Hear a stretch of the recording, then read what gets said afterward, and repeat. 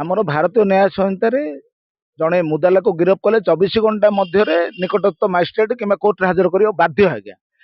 ଏଭଳି ପରିସ୍ଥିତିରେ ଏଭଳି ଏକ ଜଘନ୍ୟ ହତ୍ୟାକାଣ୍ଡରେ ପୋଲିସ ପାଖ ସମୟ ସାପେକ୍ଷ ହୁଏନି ଆଜ୍ଞା, କାରଣ ରାତି ଟାଇମରୁ ପଳେଇଲା 10 ଘଣ୍ଟା ଆଉ ବଳକା ସମୟ ଏକ୍ସାମିନ ଯୋଉ ଯିଏ କମ୍ପ୍ଲେନେଣ୍ଟ ତାକୁ ଏକ୍ସାମିନ କରିବେ, ଘଟଣାସ୍ଥଳରେ ପହଞ୍ଚି ଏଠି ଘଟଣାସ୍ଥଳ ବହୁତ ଦୂରରେ ଆଜ୍ଞା। ଏଭଳି ସ୍ତରରେ ପୋଲିସ ତଦନ୍ତ କରିବାଟା ଏତେ ସହଜ ନଥିଲା। ବର୍ତ୍ତମାନ ରିମାଣ୍ଡ ଆଣିବା ନିହାତି ଜରୁରୀ ଥିଲା। ବର୍ତ୍ତମାନ ଯୋଉମାନେ ମାରିଛନ୍ତି ସେମାନଙ୍କର ଗନ୍ ଖୋଜା ଚାଲିଛି ପୋଖରୀରେ, ସେମାନେ ସତ କହିଛନ୍ତି ମିଛ କହିଛନ୍ତି ସେଇଟା ବି ଗୋଟେ ପ୍ରଶ୍ନ ଆଜ୍ଞା। କାରଣ ବର୍ତ୍ତମାନ ପୋଲିସ ସେମାନଙ୍କୁ ଜେରା କରିଲା ଭଲ କଥା, କିନ୍ତୁ ଏ ଘଟଣାର ମୂଳ ଯାହାକୁ କୁହାଯାଉଛି ଜିଆରି ସେମାନଙ୍କୁ କାହିଁ ବର୍ତ୍ତମାନ ସୁଦ୍ଧା ଆଣିନାହାନ୍ତି। ପୋଲିସ ପର୍ଯ୍ୟାୟକ୍ରମେ ଏମାନଙ୍କୁ ଆଣିବ, ଘଟଣାର ସତ୍ୟାସତ୍ୟ ମୂଳରେ ପହଞ୍ଚିବ, କାରଣ ଏହା ଏକ ତାଲିବାନୀ ହତ୍ୟାକାଣ୍ଡ ଆଜ୍ଞା। ଏଥିରେ ପହଞ୍ଚିବାଟା ବି ସେତେ ସହଜ ନୁହେଁ।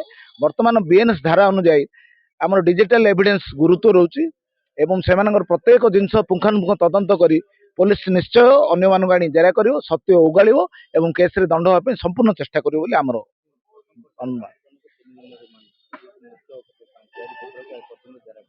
ଆଜ୍ଞା ଏମାନଙ୍କୁ ଆଣିଲା ପରେ ଏମାନଙ୍କର ତଥ୍ୟ ଏବଂ ସେମାନଙ୍କୁ ପରେ ଆଣିଲେ ସେମାନଙ୍କ ତଥ୍ୟ ସବୁ ନେଇ ପୋଲିସ ଅଭିଯୋଗ ଫର୍ଦ୍ଦ ଦାଖଲ କରିବ। ଗୋଟିଏ ଥରରେ ସମସ୍ତଙ୍କୁ ଆଣିଦେଲେ କ୍ଲିୟର ହେଇଯିବନି ଆଜ୍ଞା। ଏମାନଙ୍କର ଯାହା ତଥ୍ୟ ନଥିବ ସେମାନଙ୍କୁ ଆଣିଲା ପରେ ତଥ୍ୟ ମିଶୁଛି ନା ନାହିଁ ସେଇଟା ବି ପୋଲିସ ତର୍ଜମା କରିବ। ଯାହା ନିର୍ଯାସ ବାହାରିବ ତାହିଁକି ଧରିକି ହିଁ ଅଭିଯୋଗ ଫର୍ଦ୍ଦ ଦାଖଲ କରିବ।